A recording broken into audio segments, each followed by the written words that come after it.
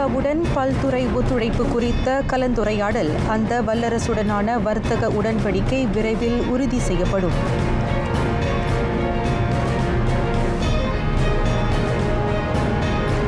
ஆசியானின் 11ஆம் உறுப்பு நாடாக இணைந்தது திமோர் லெஸ்தே. வட்டார வலிமையும் ஒற்றுமையும் ஓங்கும்.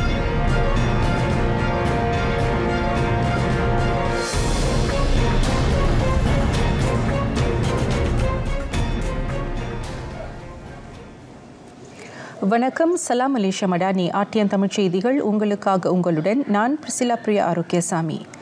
47ஆம் ஆசியான் உச்சநிலை கூட்டம் கோலாலம்பூர் மாநாட்டு மையத்தில் நாளை அதிகாரப்படியாக தொடக்கம் காண்கிறது.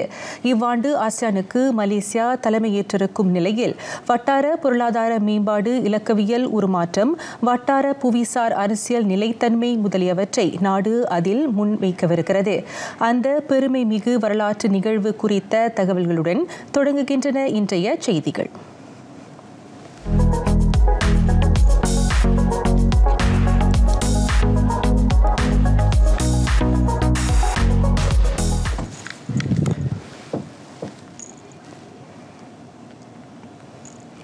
பிரேசில் அதிபர் லூயி இனாசியோ லூலா டா சில்வாவும் தென்னாப்பிரிக்க அதிபர் சிரில் ராமபோசாவும் இன்று கோலாலம்பூர் வந்தடைந்தனர். 47ஆம் ஆசியான் உச்சநிலை கூட்டத்தில் கலந்து கொள்ள வந்திருக்கும் அந்நாட்டு தலைவர் இருவரையும் பிரதமர் டத்துஸ்ரீ அன்வார் இப்ராஹிம் வரவேற்றார். தென் அமெரிக்காவுக்கும் தென்னாப்பிரிக்காவுக்கும் இடையிலான இருவழி உறவை மேம்படுத்த இந்த பயணம் வகை செய்யும் என எதிர்பார்க்கப்படுகிறது. பிரேசில் அதிபர் லூலா டா சில்வாவின் மலேசிய பயணம் இரு நாடுகளுக்கு இடையிலான அரசதந்திர உறவின் புதிய தொடக்கத்தை புலப்படுத்துகிறது. அதேவேளையில் பொருளாதார நிலைத்தன்மைக்கும் உலக நாடுகளின் வளப்பத்திற்குமான போராட்டத்தை முன்னிறுத்தும் இரு நாடுகளின் கடப்பாட்டை வெளிப்படுத்துவதாக பிரதமரின் மூத்த ஊடக செயலாளர் துங்கு நஷ்ரோல் துங்கு அபைடா குறிப்பிட்டார். கடந்த ஜூலை மாதம் பிரேசில் ரியோ டி ஜெனிரோவில் நடைபெற்ற 17ஆம் பிரிக்ஸ் உச்சநிலை கூட்டத்தில் பங்கேற்ற போதே தென்கிழக்காசிய நாடுகள் நியாயமான நிலையிலான அனைத்துலக வர்த்தகத்தை உறுதி செய்ய வேண்டும் எனும் வலியுறுத்தலை மலேசியா முன்வைத்தது. அவ்வகையில் இரு நாடுகளும் புதிய துறைகளில் ஒத்துழைப்பு நல்க இந்த சந்திப்பு வழிகோலும் என எதிர்பார்க்கப்படுகிறது. இதற்கிடையில் நீதி, ஒற்றுமை, ஒருங்கிணைந்த மேம்பாடு ஆகியவற்றின் அடிப்படையில் மலேசியா தென்னாப்பிரிக்கா இடையிலான வரலாற்றுமிக்க பிணைப்பை வலுப்படுத்த அதன் அதிபர் ராமபோசாவின் பயணம் வழிகோலும் என எதிர்பார்க்கப்படுகிறது. கடந்த 2018ஆம் ஆண்டில் அதிபராக பதவியேற்ற பின் அவர் மலேசியாவிற்கு வருகை புரிவது இதுவே முதன்முறை. இவ்வேளையில் வர்த்தகம், பொருளாதாரம், மின்சார உற்பத்தி, மின்கடத்தி, மாந்த மூலதன மேம்பாடு முதலிய துறைகளில் ஒத்துழைப்பு நல்க மலேசியாவும் பிரேசிலும் எண்ணம் கொண்டுள்ளன. இரு நாடுகளின் இருவழி நம்பிக்கையின் அடிப்படையில் 6 புரிந்துணர்வு உடன்படிக்கைகளில் கையெழுத்திடப்பட்டன. நாட்டின் மின்கடத்தி வியூக ஆற்றலை அதிகரிக்கவும், தொலைபேசி தொழில்நுட்பத்தை மேம்படுத்தவும் பிரேசிலின் ஒத்துழைப்பு நாடப்படும். அதோடு கோழிசார் பொருள்களுக்கான இறக்குமதி, உயர்கல்வி, பருவநிலை மாற்றம் போன்ற பல்வேறு துறைகளிலும் ஒத்துழைப்பு விரிவுபடுத்தப்படும் என பிரதமர் டத்துஸ்ரீ அன்வார் இப்ராஹிம் குறிப்பிட்டார். மற்றொரு நிலவரத்தில் அமெரிக்க அதிபர் டொனால்ட் ட்ரம்ப் நாளை முதல் 2 நாள்களுக்கு மலேசியாவிற்கு அதிகாரப்படியான பயணம் மேற்கொள்ளவுள்ளார். 13ஆம் ஆசியான் அமெரிக்க உச்சநிலை கூட்டம், 20ஆம் கிழக்காசிய உச்சநிலை கூட்டம் ஆகியவற்றில் அவர் பங்கேற்பார். இவ்வாண்டு ஜனவரியில் அமெரிக்காவின் 47ஆம் அதிபராக பதவியேற்ற பின் தென்கிழக்காசிய நாட்டுக்கு முதன்முறையாக அவர் வருகை மேற்கொள்ளவுள்ளார். பிரதமர் டத்துஸ்ரீ அன்வார் இப்ராஹிமும் ட்ரம்பும் இருவழி சந்திப்பை நடத்த திட்டமிடப்பட்டுள்ளது. அதில் வர்த்தகம், முதலீடு, தற்காப்பு, பாதுகாப்பு ஆகிய துறைகளை மேம்படுத்துவது குறித்து கலந்தாய்வு மேற்கொள்ளப்படும். அனைத்துலக நிலையற்ற தன்மையையும் வல்லரசுகளுக்கு இடையிலான போட்டிகளையும் எதிர்கொண்டுள்ள போதிலும் ஆசியான் தொடர்ந்து வலுவாக உள்ளது. புவிசார் அரசியல் நெருக்கடிகளுக்கு மத்தியில் ஆசியான் வட்டாரம் நடுநிலைமையின் அடையாளமாகவும் பாதுகாப்பான முதலீட்டு தளமாகவும் விளங்குவதாக வெளியுறவு அமைச்சர் டத்துஸ்ரீ முகமது ஹசன் உவகை தெரிவித்தார்.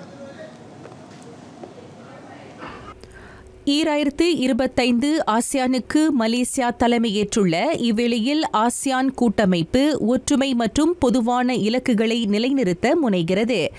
நம்பிக்கை, ஒருமித்த கருத்து ஆகிய அடிப்படை கூறுகளை புறக்கணிக்காமல் அதன் செயல் திட்டங்கள் அமைந்துள்ளதாக அமைச்சர் தெரிவித்தார்.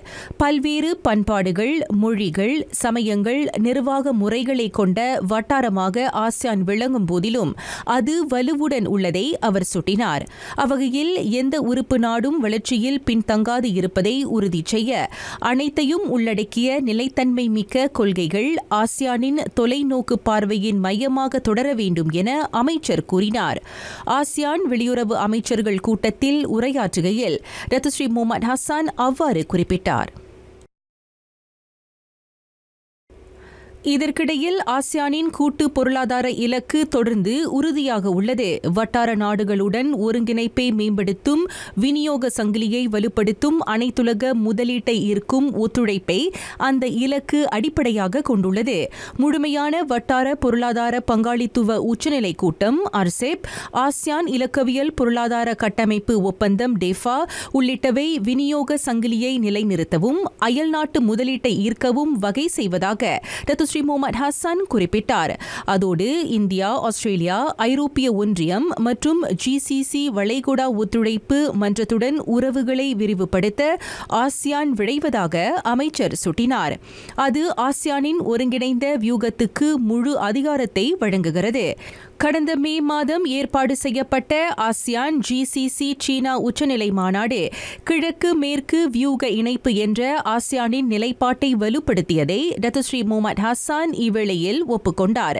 உலகளாவிய நிலையில் வளர்ச்சி கண்டு வரும் ஆசியானின் செல்வாக்கை அது புலப்படுத்துவதாக அவர் குறிப்பிட்டார். நாளுக்கு நாள் வளர்ச்சி கண்டு வரும் தொழில்நுட்பங்களுக்கு ஈடாக எல்லை கடந்த குற்றங்கள், பணச்செலவை, அதிநவீன தொழில்நுட்பம் கொண்ட இணைய மோசடி உள்ளிட்ட இலக்கவியல் குற்றச்செயல்களும் அதிகரித்து வருகின்றன. அவற்றை வேரோடு களையறுக்க புத்தாக்கமிக்க அணுகுமுறைகளை ஆசியான் கையாள்வதாக வெளியுறவு அமைச்சர் டத்துஸ்ரீ முகமது ஹசான் தெரிவித்தார். தொடர்புடைய சிக்கல்களுக்கு தீர்வு காணும் வகையில் மலேசியா எல்லை கடந்த குற்றச் செயல்களை களையும் மூத்த அதிகாரிகள் செயற்குழுவை தோற்றுவித்தது. இந்த முன்னெடுப்பு எல்லை கடந்த பணச்செலவை, இணையம் சார்ந்த குற்றச் செயல்களை ஒடுக்குவதில் வட்டார ஒத்துழைப்பை மேம்படுத்த வழிகோலியது. பாதுகாப்பு தொடர்பான சிக்கல்கள் சமூகத்தின் கட்டமைப்பை பெரிதும் பாதிக்கின்றன. மக்களின் பாதுகாப்பிற்கு மறுட்டலாக அமையும் விவகாரங்கள் நேரடியாக பொருளாதார நிலைத்தன்மைக்கும் தேசிய பாதுகாப்பிற்கும் அச்சுறுத்தலாக உருவெடுப்பதை அமைச்சர் சுட்டினார். எனவே எல்லை கடந்த குற்றச் செயல்களை வேரோடு களையறுக்க வட்டார நாடுகள் கைகோர்க்க வேண்டியது அவசியம் என அவர் விவரித்தார். 2045 ஆசியான் ஆக்ககர திட்ட செயலாக்கத்தில் ஆசியான் உறுப்பு நாடுகள் வேற்றுமைகளை களைந்து ஒருங்கிணைந்து செயல்பட வேண்டும். இதன் வழி வட்டார நாடுகளில் அமைதியையும் பொருளாதார நிலைத்தன்மையையும் கட்டிக்காக்க முடியும். இன்று நடைபெற்ற 30ஆம் ஆசியான் அரசியல் பாதுகாப்பு சமூக மன்றத்தின் கூட்டத்தை தொடக்கி வைத்து டத்துஸ்ரீ முகமது ஹசான் அவ்வாறு உரையாற்றினார். ஆசியானில் 11வது உறுப்பு நாடாக அதிகாரப்படியாக திமோர் லெஸ்தே ஏற்றுக்கொள்ளப்பட்டது. வரலாற்று சுவடுகளில் பொன்னெழுத்துகளால் பொறிக்கப்பட வேண்டிய தருணம் அதுவென வெளியுறவு அமைச்சர் டத்துஸ்ரீ முகமது ஹசான் புகழாரம் சூட்டினார். முன்னதாக ஆசியான் சாசனத்திலும் தென்கிழக்காசிய அணுவாயுதமற்ற மண்டல ஒப்பந்தத்திலும் இணைந்ததற்கான ஆவணம் திமோர் லெஸ்தேவிடம் ஒப்படைக்கப்பட்டது. அந்த முன்னெடுப்பு ஆசியானின் நோக்கம் விரிவடைந்திருப்பதை குறிக்கிறது. மேலும் இவ்வட்டாரத்தில் இறையாண்மை கொண்ட அனைத்து நாடுகளும் அவ்வமைப்பில் இடம்பெற்றிருப்பதை டத்துஸ்ரீ முகமது ஹசான் சுட்டினார். ஆசியான் எனும் குடும்பத்தில் திமோர் லெஸ்தே பங்கெடுப்பதை உறுப்பு நாடுகள் மகிழ்ச்சியுடன் வரவேற்பதாக அவர் சொன்னார். அரச தந்திர நிகழ்வாக மட்டும் அதனை நோக்கக்கூடாது. வட்டாரத்தின் வலிமையும் ஆசியானின் அசைக்கவியலாத ஒற்றுமையும் மேலோங்கி வருவதை அது புலப்படுத்துகிறது என டத்துஸ்ரீ முகமது ஹசான் வலியுறுத்தினார். அமெரிக்கா உடனான வர்த்தக உடன்படிக்கை விரைவில் இறுதி செய்யப்படும். முதலீட்டாளருக்கு எதிரீட்டு வரி குறித்த துல்லிய உறுதிப்பாட்டை அஃது அளிக்கும் என முதலீட்டு வர்த்தக தொழில் அமைச்சர் தங்கோ டத்தோ ஸ்ரீ சஃப்ரோல் அப்துல் அசீஸ் தெரிவித்தார். சட்டவியலின் பார்வையில் அந்த விவகாரம் அணுகப்படுகிறது. அந்த வர்த்தக உடன்படிக்கை குறித்த கலந்தாய்வு மேற்கொள்ளப்படும் சூழலில் அது குறித்து தாம் இப்போது கருத்துரைக்கவியலாது என அமைச்சர் தெளிவுபடுத்தினார். வழக்கறிஞர் அந்த ஆய்வில் ஈடுபட்டுள்ளனர். நல்ல முடிவை அது கொணரும் என்ற நம்பிக்கையை அவர் வெளிப்படுத்தினார். எதிரிடு வரி குறித்த நிலையான முடிவை அயல்நாட்டு முதலீட்டாளரும் எதிர்பார்ப்பதை அவர் குறிப்பிட்டார். 19 விழுக்காட்டுக்கும் குறைவான இறக்குமதி வரி அவர்களின் எதிர்பார்ப்பாக உள்ளது. மின்கடத்தி துறை குறித்து கருத்துரைத்த தங்கோ டத்தோ ஸ்ரீ சஃப்ருல் அத்துறைக்கு வரி விதிக்க பெறாததால் அது பாதிப்புறவில்லை என விளக்கினார். நிலையற்ற உலக பொருளாதார சூழலை எதிர்கொள்ள ஆசியான் வே கொள்கை தொடர்ந்து வலுப்படுத்தப்பட வேண்டும்.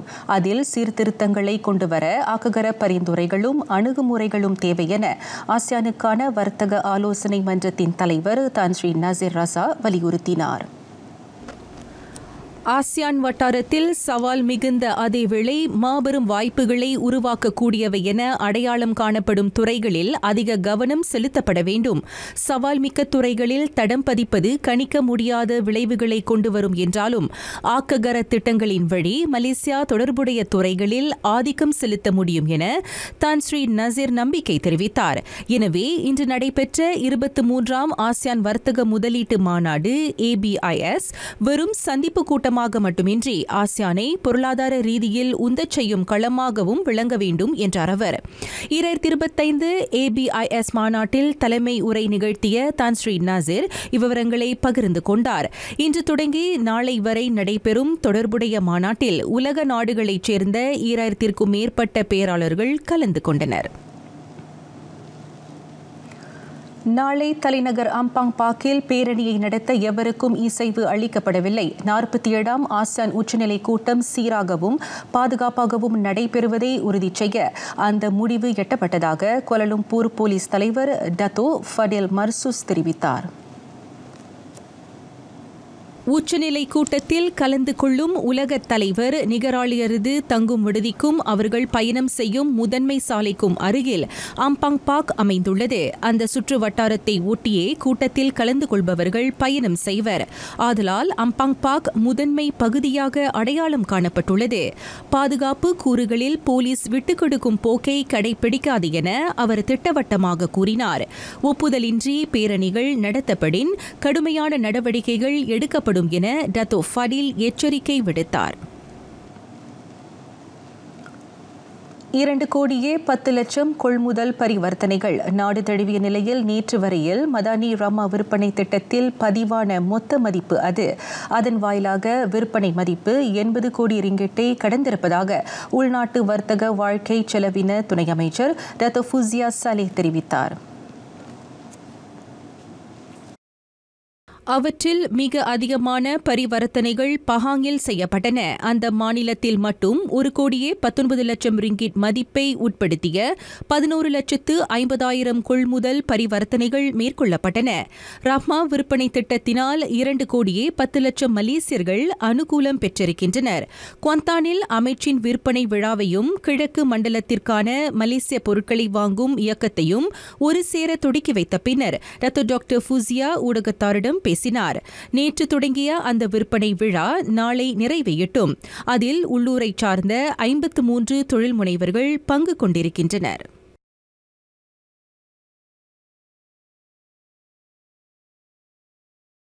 அறிமுகம் கண்டது ராஹ்மா சீனி. நாடு முழுதும் மதானி ராஹ்மா விற்பனை திட்டம் இயங்கும் பகுதிகளில் அந்த சீனி கிலோவுக்கு 2 ரிங்கிட் 70 சென்னுக்கு விற்கப்படும் என துணை அமைச்சர் கூறினார். அரசும் தொழில்துறையினரும் கைகோர்த்ததன் பலன் அதுவென டத்தோ ஃபுசியா சாலே குறிப்பிட்டார். சர்க்கரை கட்டுப்படி விலையில் தொடர்ந்து இருப்பதை உறுதிப்படுத்தும் நோக்கத்தை அந்த முன்னெடுப்பு கொண்டுள்ளது. உள்ளூர் நிறுவன தயாரிப்பிலான ராஹ்மா சர்க்கரை ராஹ்மா விற்பனை தளங்களில் விற்கப்படும். சந்தையில் அதன் விலையை கிலோவுக்கு 2 ரிங்கிட் 85 சென்னாக நிலைப்படுத்த அரசாங்கம் மாதத்திற்கு 4 கோடியே 20 லட்சம் ரிங்கிட்டை ஊக்கத்தொகையாக செலவிடுகிறது. ராஹ்மா சீனி எந்தவோர் உதவி தொகையின்றி விற்கப்படும்.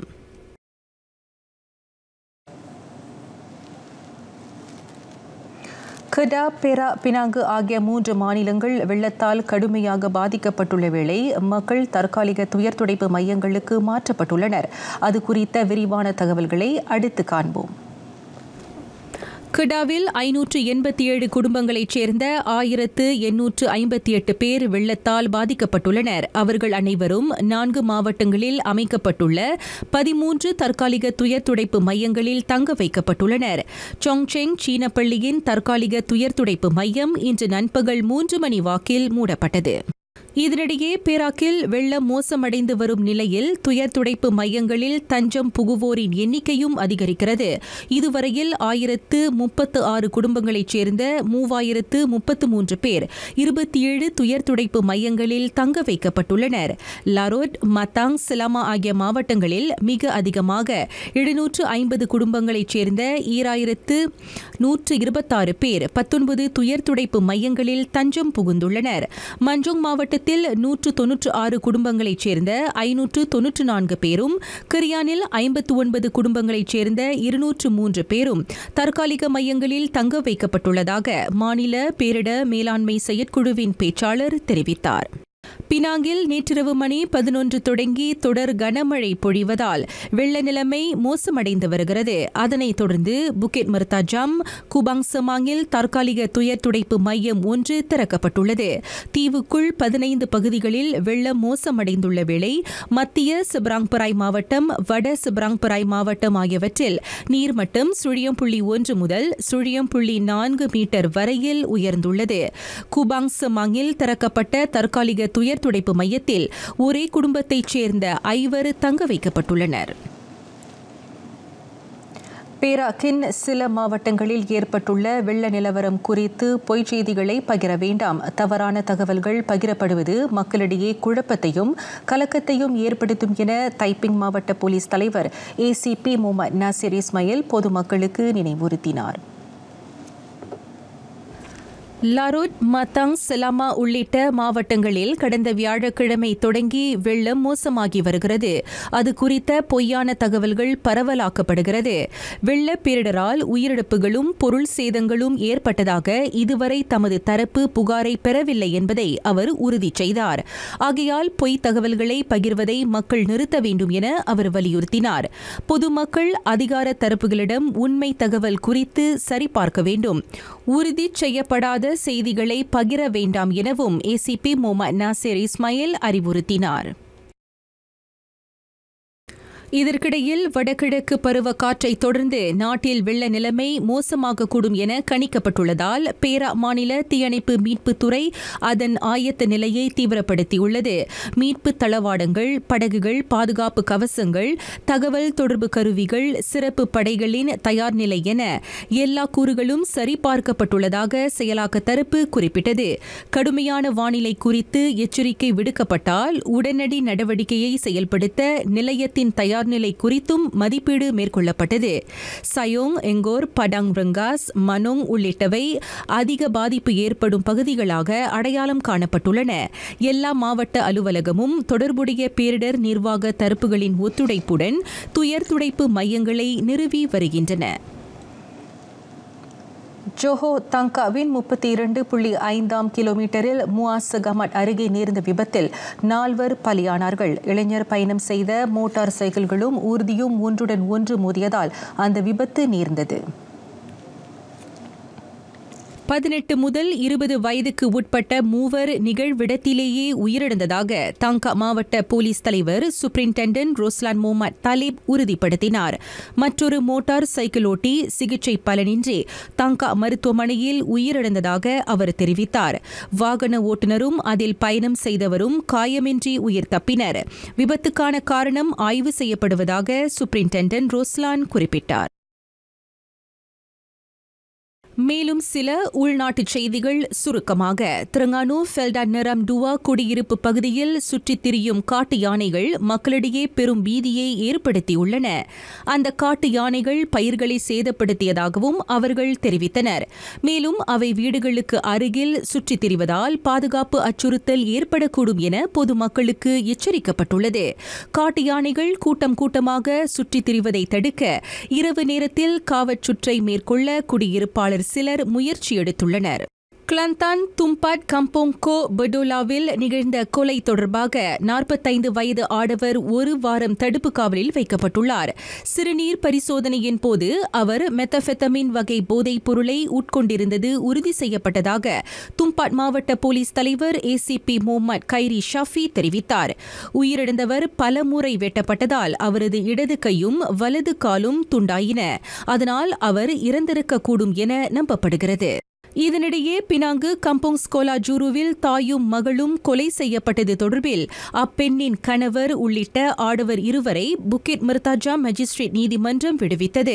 அவர்கள் அனைவரையும் தலா 5000 ரிங்கிட் பிணையில் நீதிமன்றம் விடுவித்தது. அத்துடன் புலனாய்வுக்கு உதவுவதற்காக 30 முதல் 40 வயதுடைய நேபாளத்தைச் சேர்ந்த 3 1 வாரம் தடுப்பு காவலில் வைக்கப்பட்டுள்ளனர். குற்றவியல் சட்டத்தின் 302ஆம் பிரிவின் கீழ் புலனாய்வு மேற்கொள்ளப்படுகிறது. சரவாக்கில் போதைப் பொருள் பயன்படுத்தல் தொடர்பாக தனித்தனியே நடத்தப்பட்ட சோதனைகளில் 23 மற்றும் 28 வயதுடைய ஆடவர் 2வரை போலீஸ் கடந்த வாரம் கைது செய்தது. ஒருவர் தமன் சரோஜா இண்டாவில் கைது செய்த நிலையில் மற்றொருவர் ஜலான் லாட் கம்போங் மலாயு ரோபானில் கைது செய்யப்பட்டதாக சராத்தோ மாவட்ட போலீஸ் தலைவர் தெரிவித்தார். அந்த 2வரும் ஷாபு மற்றும் மெத்தபெத்தமின் வகை போதைப் பொருளை உட்கொண்டிருப்பது சோதனையில் தெரியவந்தது. மேலும் அவர்கள் மீது போதைப் பொருள் தொடர்பான குற்றப்பதிவுகள் ஏற்கனவே இருப்பதாக போலீஸ் குறிப்பிட்டது. 1952 அபாயகர போதைப் பொருள் சட்டத்தின் கீழ் குற்றம் ஆய்வு செய்யப்படுகிறது. தர்ம மடானி திட்டம் மடானி அரசின் மற்றொரு முன்னெடுப்பு. மித்ரா கீழ் இயங்கும் அந்த திட்டத்தின் வாயிலாக நாட்டிலுள்ள 1000 இந்து ஆலயங்களுக்கு ஒரு முறை மட்டும் தலா 20,000 ரிங்கிட் நிதியுதவி வழங்கப்பட உள்ளது. விண்ணப்பம் செய்ய விளையும் ஆலய நிர்வாகத்தினர் திரையில் காணும் அகப்பக்கத்தின் வாயிலாக 2025 நவம்பர் 3ஆம் தேதிக்குள் விண்ணப்பிக்க வரவேற்கப்படுகின்றனர்.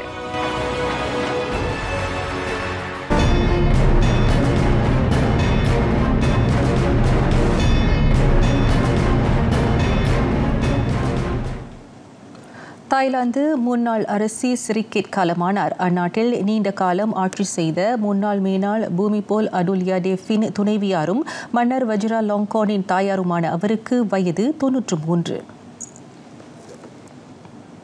2019ஆம் ஆண்டு தொடங்கி சிரிகேட் இரத்த தொற்று உள்ளிட்ட இதர நோய்களினால் பாதிக்கப்பட்டிருந்தார்.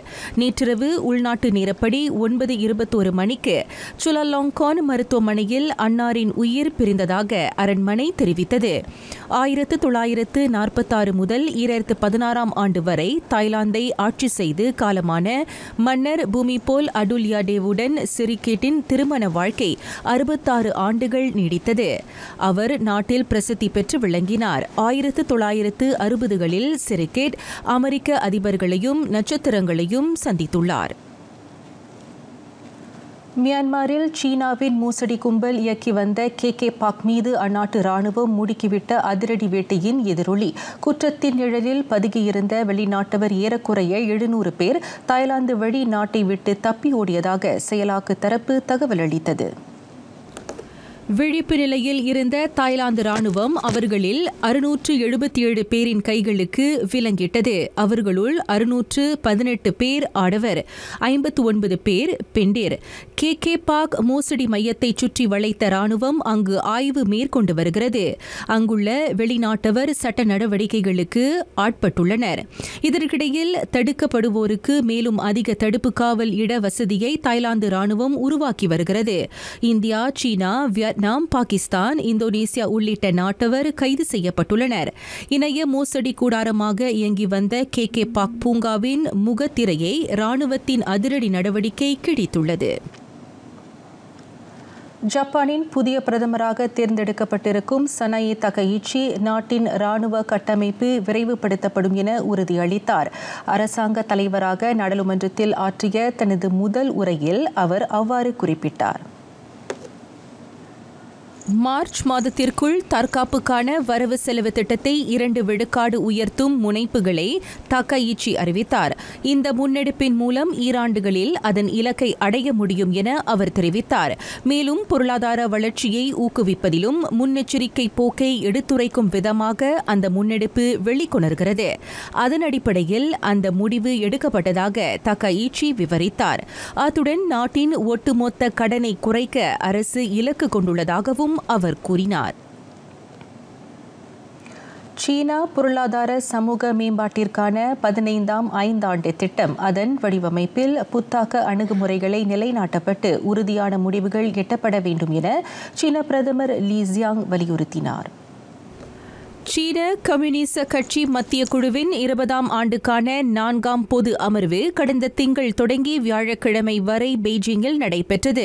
இவ்வேளையில் அந்த அமர்வின் போது 15ஆம் ஐந்தாண்டு திட்டம் உருவாக்கத்தில் சிபிசி மத்திய குழுவின் பரிந்துரைகள் ஏற்றுக்கொள்ளப்பட்டன.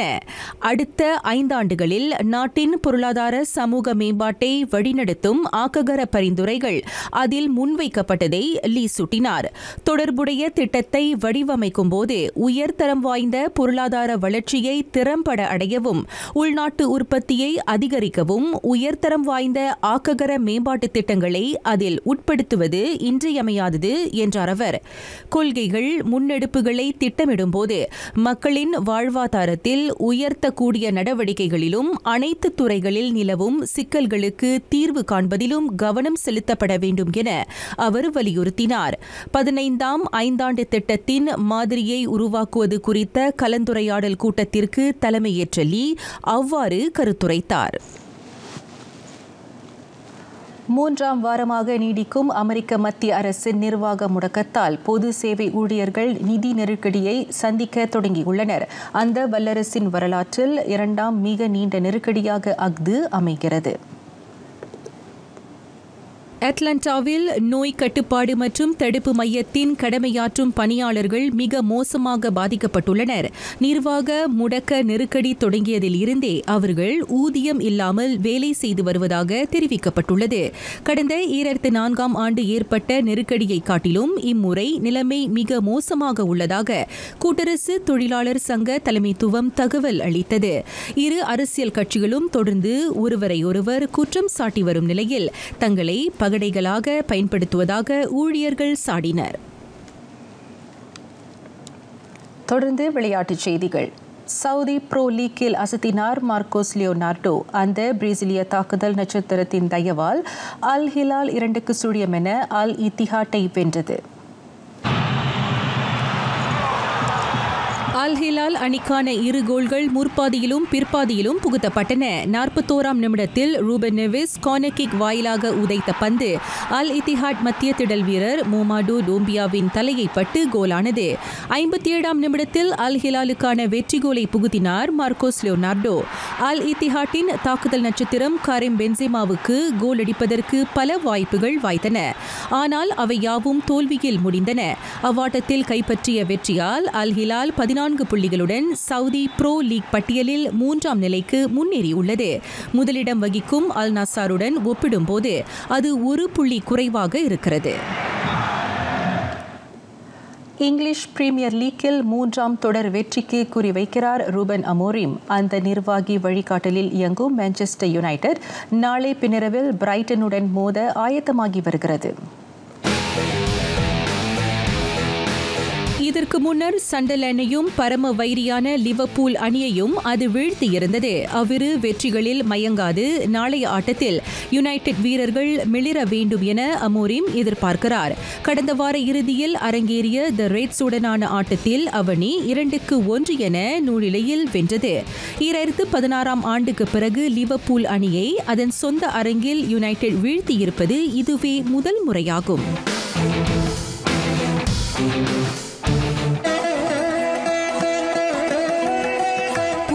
ஆத்திச்சூடி ஞாயிறு போற்று. அதிகாலையில் உதித்து அனைத்து உயிர்களுக்கும் ஒளியையும் ஆற்றலையும் வழங்குவது சூரியன். அது தரும் உத்வேகத்துடன் மாந்தகுலம் தங்கள் கடமைகளை செவ்வனே ஆற்ற வேண்டும் என நெறி ஊட்டுகிறார் புரட்சி பாவலர் பாரதி.